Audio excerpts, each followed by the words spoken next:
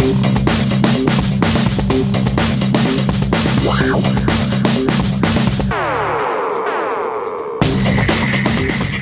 to DEFCON 3. I'm KT McFarland. Kim Jong-un's North Korean regime has recently increased its direct and indirect attacks against the United States, as well as our allies in East Asia. Its nuclear weapons program continues. The rhetoric is escalating, and the FBI says they're behind the recent cyber attack against Sony Studios. Well, joining us to discuss are American Foreign Policy Council's Ilan Berman, and from the Council on Foreign Relations, Scott Snyder. Let me go first to you, Ilan. Are we already in a cyber war with North Korea? Well, I think that's certainly an issue of debate. There's been a lot of back and forth on the Sony hacks. A number of cyber experts that have written recently have said that it's not really North Korea. It's more likely to be an inside job. But I think the FBI and I think law enforcement in the United States generally is fairly convinced that this is a North Korean attack, and that this is a North Korean attack in retaliation for something that the North Koreans hold very dear, which is the international image and prestige, such as it is, of their young leader, Kim Jong-un. Let me turn to you, Scott. North Korea, we call it the hermit kingdom, right? It doesn't interact on the world stage except for these threats and its testing. Why have we not seen more testing, missile testing or nuclear weapons testing in the last few weeks as this other rhetoric has escalated? Well, I think that to a certain extent the UN sanctions have worked to help to deter North Korea from doing overt testing, but that does not mean they are not making progress on their program. In fact, what we've seen over the course of the past few weeks are revelations of North Korean efforts to build a naval launch capability, and also reports that they're continuing to work on a missile capability over the course of the past few months. Ilan, one of our strongest allies in the region is South Korea. We have military exercises with South Korea. How does South Korea view this increased North Korean threat? Well, I think they view it the way they should, which is they're tremendously menaced by the overwhelming numerical military capability of North Korea. And the ability of North Korea to devastate cities like Seoul.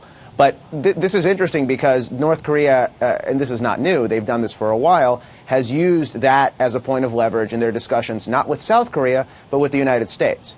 For example, over the weekend, the North Koreans told the United States through intermediaries that they were willing to forego a fourth nuclear test. They've done three. Did one in 2006, one in 2009, one in 2013, and they're on the cusp of doing one again, or so some reports conclude. They said that they would be willing to forego it if the United States pared back its military presence and exercises in South Korea. So this is being used very much as a blackmail tool. Scott, North Korea as the hermit kingdom, you're known by the friends you keep and by the enemies you make. Who are North Korea's allies in the world? And is it an economic relationship, military, political, ideological? What do you think? Yeah, I'm not really sure that the North Koreans have any real allies at this point, but they do have customers.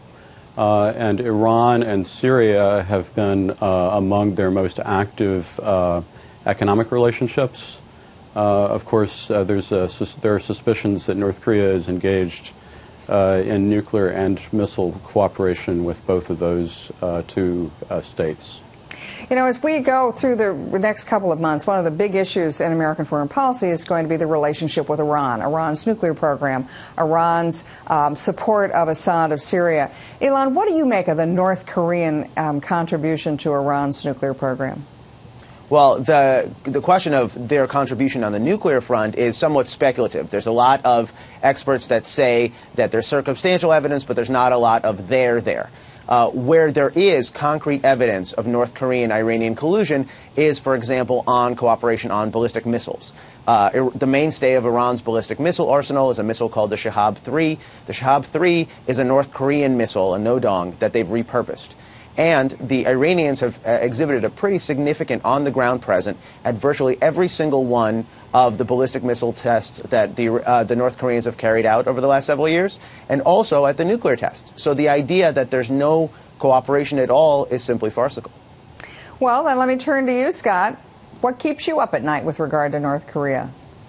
Well, I do believe that cooperation with Iran and also Syria continues.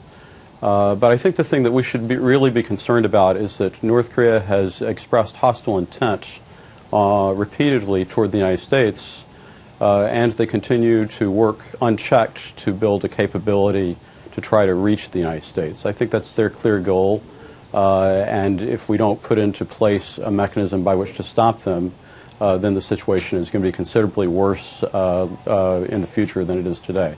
Well, thank you both for commenting. So thanks, Elon, and thanks, Scott. And for more on this developing story about North Korea and other issues, please stay with FoxNews.com. I'm KT McFarland, and thanks for watching.